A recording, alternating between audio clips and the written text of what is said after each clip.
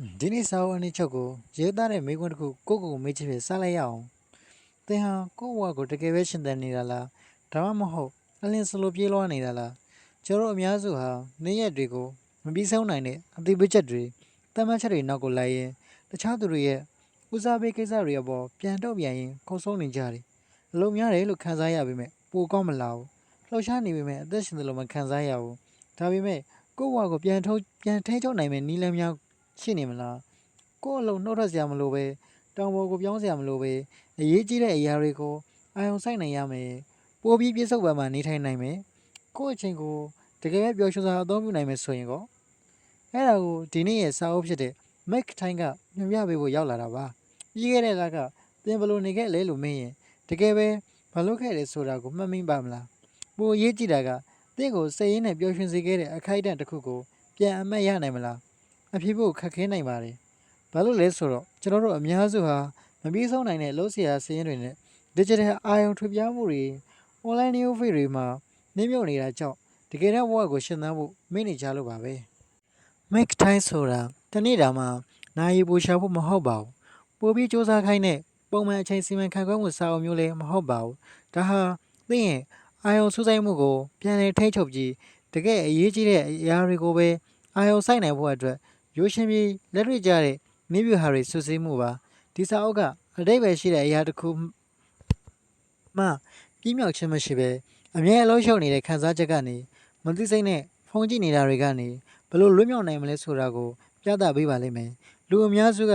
နေ့လည်ရောက်တာနဲ့ပင်မနှမ်းနေတတ်ကြတယ်ဒါပေမဲ့သင်ရဲ့စွမ်းအင်ကိုတဏီကုံဆက်လက်ထိန်းထားနိုင်ရင်ကောဒီစာအုပ်ထဲမှာသင်ရဲ့စွမ်းအင်ကိုမြင့်တင်ပေးရုံမကမနေ့ကနေညအထိတက်ကြွပြီးပြစ္ဆုတ်ပံမှာရှိနေစေနိုင်မဲ့နီလန်းတွေကိုတွေ့ရပါလိမ့်မယ်ဒီစာအုပ်ရဲ့ပထမဆုံးသင်ခန်းစာတစ်ခုကတော့သင်ရဲ့တနေ့တာ highlight ကိုဘလို့ရွေးချယ်ရမလဲဆိုတာပါပဲအဲ့ဒါကသင်ရဲ့အာရုံစိုက်မှုအပြည့်အဝရတဲ့အလုပ်တစ်ခုဖြစ်ပါတယ်ပြီးမြောက်သွားတာနဲ့သင်ကိုနည်းနည်းတဲ့ကျဉ်းနှံမှုခံစားချက်ပေးနိုင်မယ့်အရာဖြစ်ပါတယ်ရွေချက်ရှိနဲ့ပျော်ရွှင်စွာသင်တနေ့တာကိုပုံဖော်ဖို့အတွက် make time နီလန်းကိုဘလို့စတင်သုံးနိုင်မလဲလေ့လာကြည့်ရအောင်နံပါတ်1 highlight မိမောင်းထိုးပြခြင်းဒီစာဟုတ်ဟာသင်ပန်းနိုင်တွေကိုစီစဉ်တာဒါမှမဟုတ်သင်တနေ့တာမှာအလုပ်ပို့ထည့်တာလို့သင်ယူဆကောင်းယူဆပါလိမ့်မယ်ဒါပေမဲ့ make time ကလုံးဝကွဲပြားတဲ့ချင်းကပ်မှုကိုလှုပ်ထားပါတယ်အလုပ်ပို့လို့ဖို့မဟုတ်ပါဘူးကိုယ့်အချိန်ကိုတကယ်ဘလို့အသုံးပြုနေလဲဆိုတာကိုသတိပြုမှုဖို့နဲ့အလုပ်များမှုကြောင့်ကိုယ့်အာရုံစူးစိုက်မှုမပြတ်အောင်ဘလို့ကာကွယ်ရမလဲဆိုတာသင်ယူဖို့ပါပဲ make time formula ရဲ့ပထမအဆင့်ကတော့သင်တနေ့တာရဲ့ highlight ကိုရွေးချယ်တာပါဒါကအလုံးနဲ့သက်ဆိုင်တဲ့အရာဒါမှမဟုတ်ကြီးကျယ်ခမ်းနားတဲ့အရာဖြစ်စရာမလိုပါဘူးဒါဟာသင်အာရုံစိုက်ခြင်းနဲ့လှုပ်ဆောင်မှုတစ်ခုတည်းဖြစ်ပါတယ်မိနစ်60လောက်ကြာမဲ့ခြေနှမ်းမှုပျော်ရွှင်မှုဒါမှမဟုတ်တိုးတက်မှုခံစားမှုကိုယူဆောင်လာပေးမယ်အလုပ်တစ်ခုပါစာအုပ်ဖတ်တာမိသားစုအတွက်ချက်ပြုတ်တာဒါမှမဟုတ်အရေးကြီးအလုပ်တစ်ခုကိုပြင်းပြအောင်လုပ်တာမျိုးဖြစ်နိုင်ပါတယ်သင် highlight ကိုရွေးချယ်ဖို့အတွက်မေးခွန်း၃ခုကိုမေးကြည့်ပါနံပါတ်1ဒီနေ့ကိုယ်အပြည့်တတ်ဖို့အရေးကြီးဆုံးကဘာလဲနံပါတ်2ဘယ်အလုပ်တစ်ခုကကိုယ့်ကိုအကျဉ်းဆုံးဖြစ်စေမလဲနံပါတ်3ဘယ်လောက်ဆောင်မှုကနေဒီနေ့အပျော်ရွှင်ဆုံးဖြစ်စေမလဲရွေးချယ်တဲ့အခါသင်နှလုံးသားအတန်ကိုနားထောင်ဖို့မမေ့ပါနဲ့2008ခုနှစ်မှာ Mac ထိုင်စာရေးဆရာ ဂျေးဆာဟာသူ့ဘဝရဲ့2လတာကာလကိုဘာတစ်ခုမှသေသေးချာချာမှတ်မိတာမရှိပဲပျောက်ဆုံးသွားသလိုခံစားခဲ့ရပူပါတယ်သူဟာအလုပ်တွေအီးမေးလ်တွေနဲ့အချိန်စရာတွေအပေါ်ပြန်တုံ့ပြန်ရင်းသာအချိန်ပိုကုန်ခဲ့ပြီးကိုယ့်နေရက်တွေကိုကိုယ်တိုင်ရွေးချယ်ပြီးမကုံဆုံးခဲ့ပါဘူးအဲဒီနောက်မှာသူဟာအချိန်ပိုရဖို့ဒါမှမဟုတ်ရေရှည်ပန်းနိုင်တွေအတွက်စိတ်ဝိပါဒနာကိုလျှော့ချပြီးဒီနေ့ဘာအရေးကြီးဆုံးလဲဆိုတာကိုပဲအာရုံစိုက်ဖို့ဆုံးဖြတ်လိုက်တယ်မနေ့တိုင်းလေ့ကျင့်ခန်းလုပ်တာတခြားအလုပ်တွေမှာပျော်ရွှင်မှုရှာတာစတဲ့သူတကယ်ပျော်တဲ့အရာတွေကိုလုပ်ခဲ့တယ်အဲဒီလိုပြောင်းလဲလိုက်တဲ့အခါသူ့နေရက်တွေဟာပိုပြီးစိတ်ကျေနပ်စရာကောင်းလာခဲ့ပါတယ်သင်ခန်းစာကရှင်းပါတယ်ကောင်းမွန်တဲ့ဘဝကိုရှင်းသန်ဖို့ဆိုတာအလုပ်ပိုလုပ်ဖို့မဟုတ်ပါဘူးအရေးကြီးတဲ့အရာတွေကိုနေရွယ်ချက်ရှိနဲ့အမြဲတမ်းလုပ်ဖို့လိုအပ်ပါတယ် highlight ဆိုတာအဲ့ဒါပါပဲအဲ့ဒါကသင်ဘဝကိုပိုကြွယ်ဝစေပြီးအလုပ်ပိုများစေတာမျိုးမဟုတ်ပါဘူးဒီဇိုင်းယူအပ်တဲ့သင်တနေ့တာကိုပုံပေါ်ပ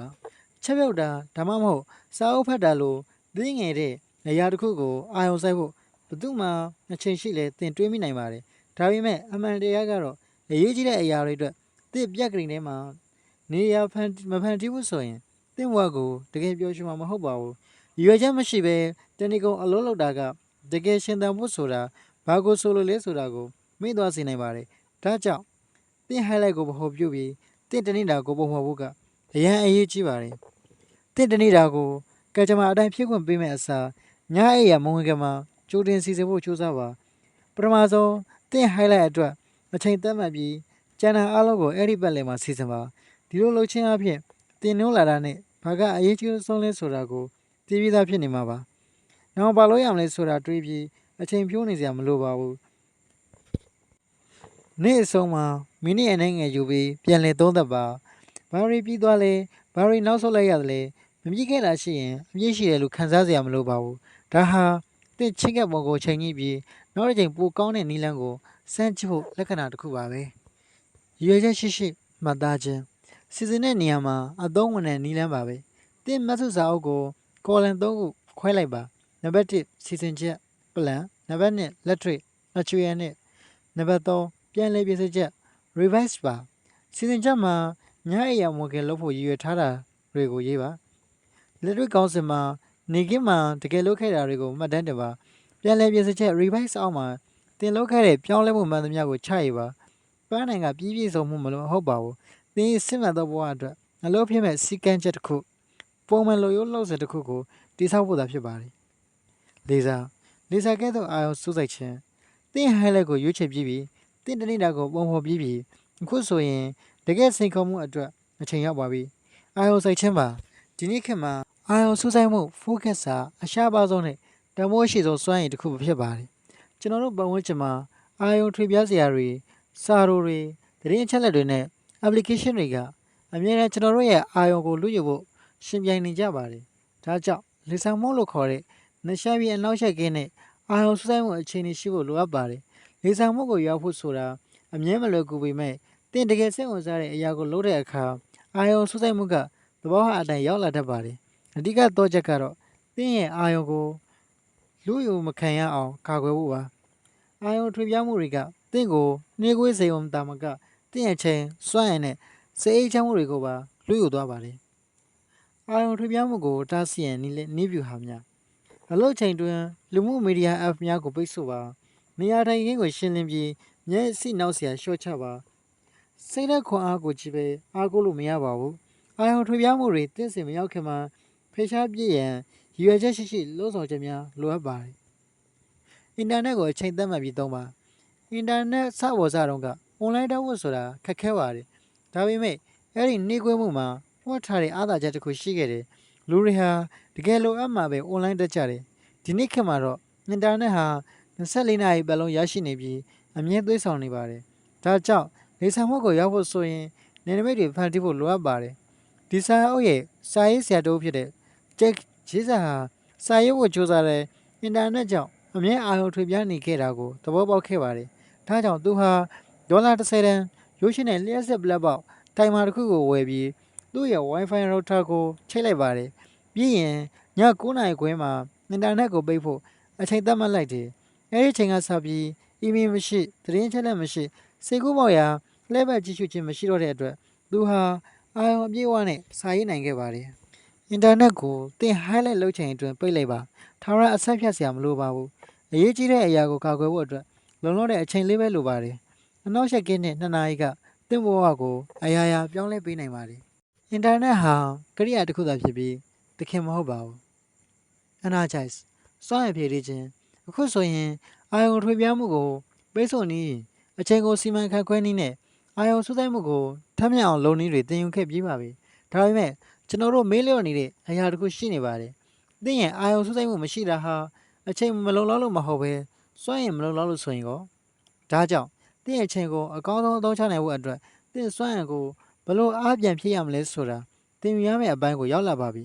ကိုယ့်ကိုယ်ကွန်ပျူတာတစ်လုံးလိုသဘောထားပါသင်မှာလည်းဘက်ထရီရှိပါတယ်အားပြည့်သွင်းထားတဲ့အခါလက်ဆန်းနဲ့တက်ကြွတယ်ကဘာကြီးကိုရင်ဆိုင်ဖို့အဆင်သင့်ဖြစ်နေပါတယ်ဒါပေမဲ့စွမ်းရည်နေတဲ့အခါပင်ပန်းတွန်းနေတတ်တယ်ညှင်းငွေတယ်စိတ်သက်သာရရဖို့အတွက်လူမှုမီဒီယာကိုပိုရောက်သွားနိုင်ပါတယ်သင် highlight အလုပ်ကိုအာရုံအပြည့်အဝပေးနိုင်ဖို့အတွက်သင်ရဲ့အတွင်းဘက်ထရီဟာ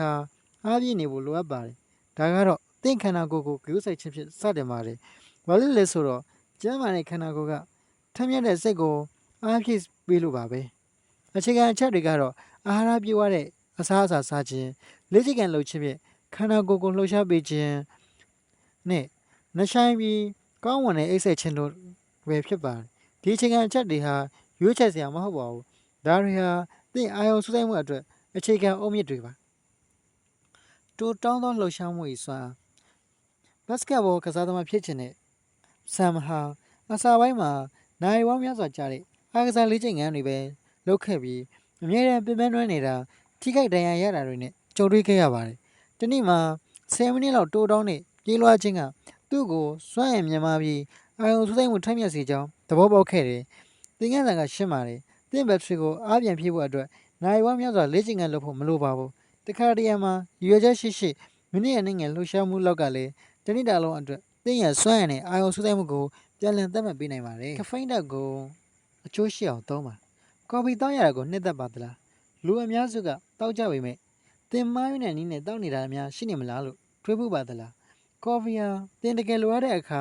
သင်စိတ်ကိုမြင့်တင်ပေးဖို့နဲ့နှိုးကြားစေဖို့အတွက်ရည်ရွယ်ပါတယ်။ဒါကြောင့်ရွယ်ချက်ရှိကဖိန်းဓာတ်ကိုသုံးသင့်ပါတယ်။ကျွမ်းကျင်သူများရဲ့အကြံပြုချက်တွေထဲမှာတနည်းကိုကော်ဖီ2ခွက်ထက်ပိုမတောက်သင့်ပါဘူး။အရေးကြီးဆုံးကတော့မနေ့စောစောနိုးချင်းတောက်တာမျိုးမလုပ်ပါနဲ့နိုးထလာတဲ့အခါသိခန္ဓာကိုယ်ကခေါ်တီဆောလိုသဘာဝနိုးကြမှုဟော်မုန်းတွေကိုထုတ်လို့နေပြီးသားပါစောလွန်းစွာကော်ဖီတောက်တာကသိခန္ဓာကိုယ်ရဲ့သဘာဝစီးချက်ကိုအနောက်အရှက်ပေးနိုင်ပါတယ်သိရဲ့သဘာဝနိုးကြမှုကြာဆင်းတဲ့မနက်9နာရီခွဲကနေ10နာရီခွဲချမ်းမှာပထမဆုံးတစ်ခွက်တောက်ပါ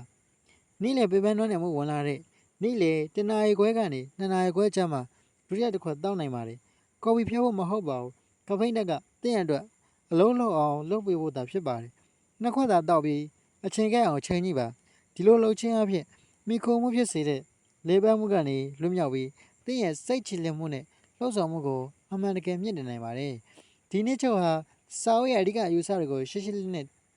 ထိရောက်ရောက်ပြပြနိုင်မယ်လို့မျှော်လင့်ပါတယ်ခင်ဗျာ